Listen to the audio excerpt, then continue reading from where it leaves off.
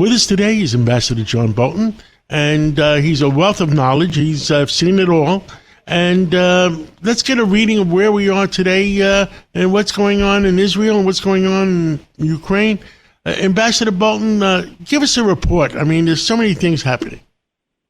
Well, thanks, John. Glad to be with you. I think the focus the past couple days on the war that Israel is fighting against the terrorist Hamas backed by Iran really has come to an amazing point from the U.S. perspective, with President Biden threatening to cut off military assistance to Israel if it continued its effort to destroy the Hamas terrorist group by going into the tunnels under Rafah. I mean, this is the kind of break between the U.S. and Israel that is just unprecedented, to put this sort of pressure on an American ally like that in the middle of what they see as an existential threat. And, you know, I think a lot of people think that Biden is just responding to pressure from the left wing of the Democratic Party, the concern that they would stay home in November.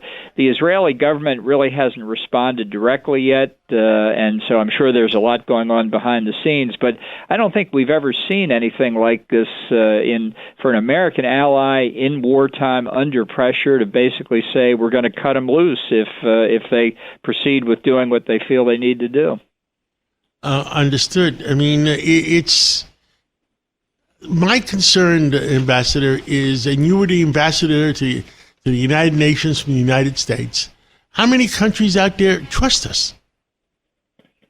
Well, that's an important point because the signal that this weakness by Biden sends to Moscow and to Beijing is a very bad one. I mean, if we won't come to Israel's support, what are we going to do if Russia or China threaten countries along their borders that are not so close to the United States? I mean, people have to wonder if we're not going to follow through on our commitments to Israel, who will we follow through on? And so I think it seems to me the only way to explain what Biden is doing is his own political weakness in the United States, the fear that a lot of people who voted for him on the left wing of the Democratic Party in 2020 will stay home this November.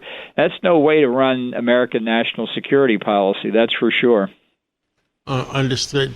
The Red Sea and the Suez Canal, where the heck are we? I mean, there's nothing happening?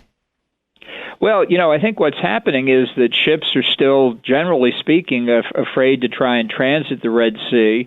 The Houthis, the Iran-backed rebel force in Yemen have basically closed traffic there. And while it hasn't had I should ask you, it doesn't seem to me it's had a dramatic impact on oil prices. As a choke point, if the crisis in the Middle East grows, that's going to be a big factor. In any event, it's contributing to increased cost and troubles for Europe and all the rest of the world's commerce that normally would have gone through the Suez Canal. It's another case where the administration has allowed Iran, through this terrorist proxy group, the Houthis, to have a major impact on the world economy and not to have done enough to prevent it from happening. Understood. And is there any reason whatsoever why the commander-in-chief doesn't send in the Air Force or the Navy to clean out those Houthis? Well, I think, again, this is something that reflects his concern about November. None of us want to see higher oil prices, and he's worried that if he really goes after the Houthis, that could irritate Iran. But, you know, you can't run American foreign policy worried about whether you're going to be unkind to the Ayatollahs in Tehran. And, in fact, if you could reopen the Red Sea and the Suez Canal to oil traffic, you'd get prices back down again.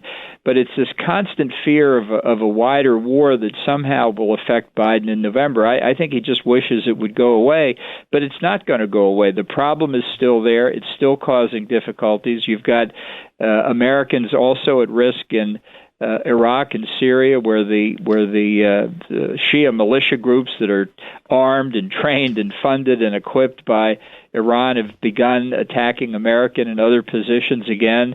You've got Hezbollah in Lebanon still rocketing northern Israel. So it's not just one problem in the Middle East that the administration isn't addressing. It's the whole ring of fire strategy that Iran is pursuing against Israel. And what are we doing to Israel? We're threatening to cut off weapons if they go after Hamas.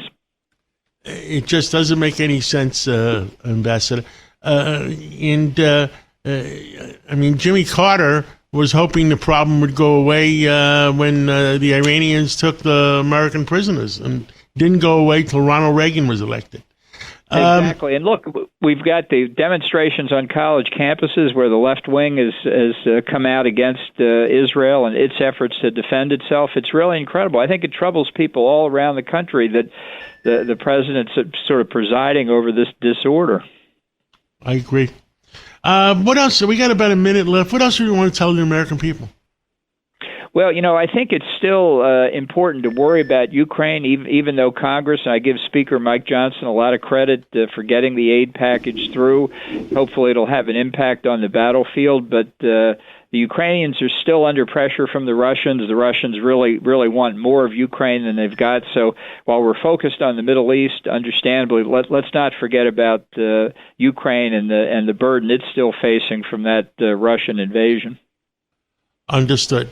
Ambassador John Bolton, thank you for your input. Thank you for caring about America and everything you've ever done for America and continue to do for America. And we'll catch up with you again real soon.